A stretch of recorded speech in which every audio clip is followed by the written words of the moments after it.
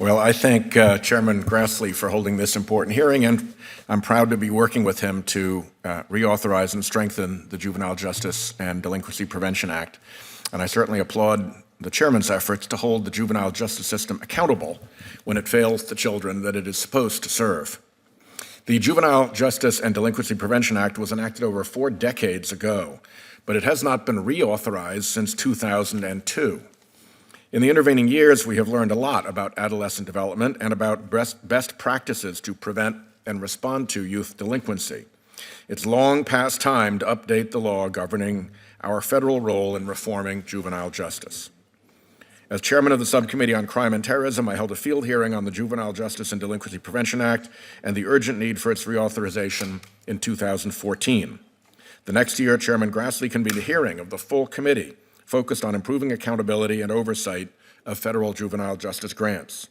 Soon after that hearing, the chairman and I introduced the Juvenile Justice and Delinquency Prevention Reauthorization Act, which was endorsed by over 150 organizations. Since then, we have come closer than we have in over a decade to getting a strengthened reauthorization through Congress and signed into law. Last fall, the House passed a bill reauthorizing JJDPA, and in the Senate, the Grassley Whitehouse bill nearly cleared the Senate by unanimous consent, blocked by a single colleague. We know from very recent research that placing youth in secure correctional or other residential facilities for lengthy periods of time does not lead to better public safety outcomes than relying on evidence-based alternatives to incarceration. A study by the Council for State Governments, for example, found that community-based treatment programs were associated with lower rearrest rates than were state facilities. Another study conducted in Cook County, Illinois by the National Bureau of Economic Research found that juveniles who experienced confinement were more likely to drop out of high school and to be incarcerated as adults than youth offenders who were not confined. We know, too, that the billions of dollars states spend each year to detain juvenile offenders in correctional facilities do not yield a good return on public investments. Today's hearing highlights some of the types of programs and practices that federal juvenile justice dollars help support. We will hear about successful and innovative programs providing alternatives to detention. These programs help kids maintain family and community ties, stay in school, and get the mental health and substance abuse treatment they may need. The committee will have the chance to hear from Janique Blyden, whose experience at Pace Center for Girls in Florida provides a powerful example of the potential for federal juvenile justice to make a difference in the trajectory of a child's life. It's worth remembering that it's because of JJDPA that, for the most part, children aren't locked up in adult prisons, placed in solitary confinement, or shackled for running away from home or failing to attend school. We need to reauthorize this statute and revive its mission, and I look forward to continuing to work with my chairman to get that accomplished. We also have to face the consequences of federal juvenile justice funding having been cut dramatically in the last decade. Funding for the Act's main grant programs, Title II and Title V, has been cut, respectively, by 40% and 80%. At the same time, OJJDP went for far too long with ineffective or non-existent leadership. We should not spend scarce resources on states that make no efforts to comply with JJDPA, and we should not tolerate fraud on the local, state, or federal levels. At the same time, we must be mindful of creating unfunded mandates, of failing to update key legislation, and of the costs of cuts to programs that are proved to make a difference. Thank you, Chairman Grassley. I look forward to the testimony from our witnesses. Ms. Blyden, I hope you know you're pretty terrific. And you have done an outstanding and very poised job of testifying here in the United States Senate. I see a lot of witnesses from this podium, and there are a great many of them who are a great deal older than you and not as poised. So I hope you're proud of what you've accomplished today. You've been fabulous. Could you tell me just a little bit about what it meant to have the mother-daughter program in terms of finding a path to success for you? Thank you for your question. Before the mother-daughter program, my mom didn't trust me whatsoever. I had zero trust with my mom. We barely talked. We probably argued a lot, and we never communicated, but we'd always yell at each other. And when we went to the program, they had like a lesson plan of things we could do to interact more, to listen to each other more, to hear each other's point of view instead of always attacking each other. And we got to listen to other girls' stories and how their life was. And eventually, coming to the end, it changed our life because my mom completely trusts me now. I can leave the house now. I can go places and tell her where I'm going. She's okay with that. And, whatever I say, she believes me now because we took the opportunity to better ourselves because we wanted a better relationship. And getting that done has empowered you in a lot of other areas also. Having the trust of your mom must feel pretty good. Yeah. Yeah. Well, thank you and very, very well done. Thank you. Mr. Horowitz, you stated in your testimony that detaining youth in secure facilities can often be counterproductive, to use your word. Could you just lay out a few of the main reasons why you observe that to be true? Sure. The research indicates that particularly for lower-risk youth or lower-level youth, removing them from their home and putting them in a custodial, residential, correctional facility can do some harm. There's a couple reasons for this. One is you're removing them from their home. They have connections to schools, to family, to faith, other stabilizing influences in their life that are very hard to reproduce at facilities. Second, if you're taking a low-risk youth and putting them in with a group of potentially higher-risk youth, there's a school of crime effect, a kind of contagion effect. You're around less pro-social peers, and that can erode some of the strong beliefs and pro-social attitudes that these kids have. So I think between those two effects, that's where we see a lot of the harmful effects of incarceration.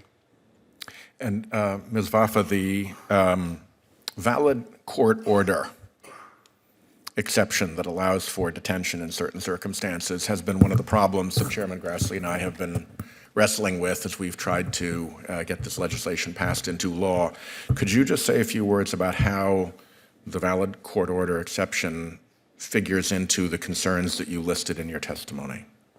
Sure. So I think the valid court order exception is exceptionally problematic for all youth, but it disproportionately harms girls because we know that girls are overrepresented among status offenders. And of course, those are offenses that aren't really criminal. They're really more defined by the perpetrator's age. So things like running away, truancy, curfew violations, alcohol, tobacco use. And so we know that many of those behaviors are also strongly correlated with experiencing situations of trauma and exploitation. And so this exception has essentially destroyed one of the core requirements of the JJGPA, which is the deinstitutionalization of status offenders. And so eliminating this loophole through a phase-out was one of the cornerstones of the legislation that we saw last year out of this committee, and that we think is critically important to better serving the needs of all youth, but in particular girls who don't belong in the system to begin with.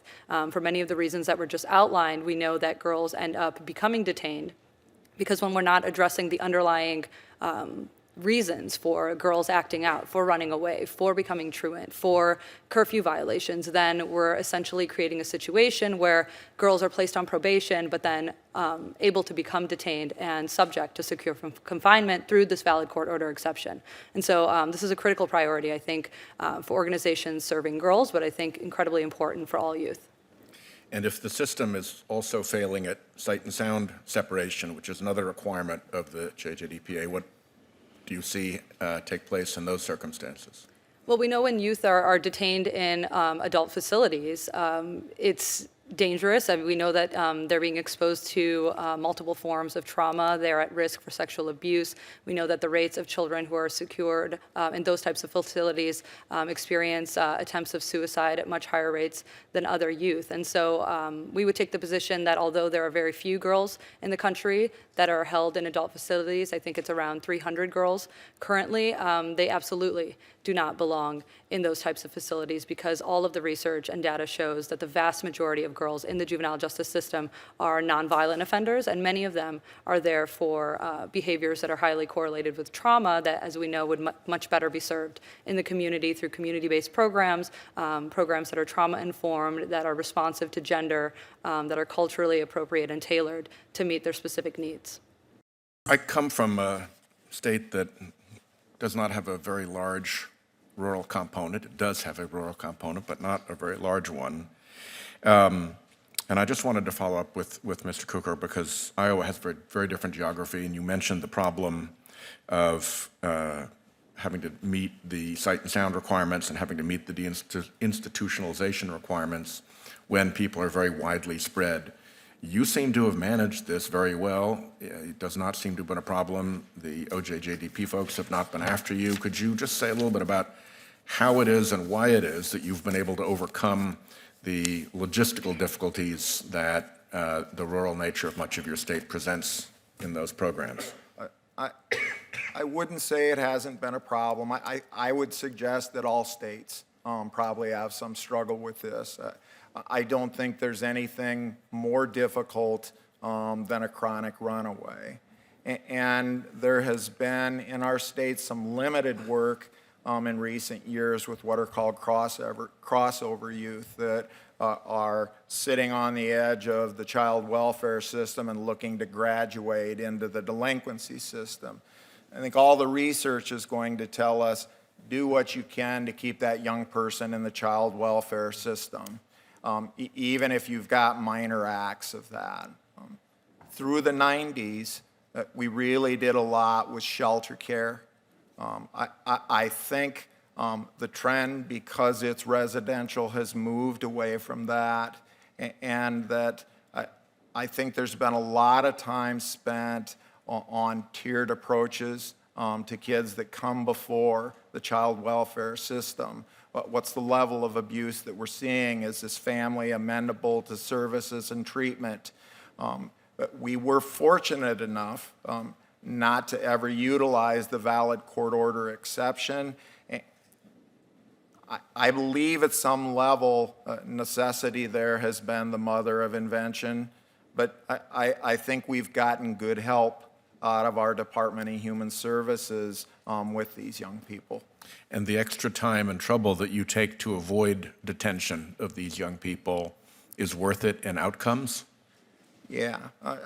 The question that Senator Rano, and if I apologize if I pronounced her name wrong, in the 90s we started putting a cap on group care, funded a bunch of really important community-based services. Those were all funded by the state and then with some of your federal funds as well. Detention in Iowa, however, is county-based funding. So although as a probation staff, I may feel some level of restriction on just how many kids I can put into group care, I was not feeling similar restrictions on detention. That applies against county funding. So the funding structure has been a critical piece in how we looked at it. In 2006, we started working with the Annie Casey Foundation, and they've got a juvenile detention alternatives initiative. And they're really asking for states to, one, look at what your data are telling you. The overwhelming majority of the kids in detention in Iowa today are still simple misdemeanors on technical violations. We've moved the needle a little bit on that, but we've got a lot of work left to do. Detention hold is between $250 and $350 a day. For $50 to $60 a day, you can get them in a detention alternative.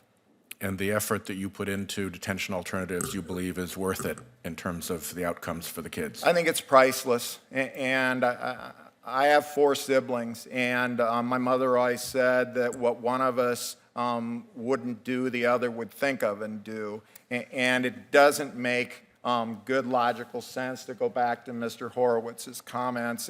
It's called deviant peer contagion, or as one of my coworkers said, you got rotten friends. Don't take a low-risk runaway kid and put him in detention with high-level offenders. Yeah, thank you.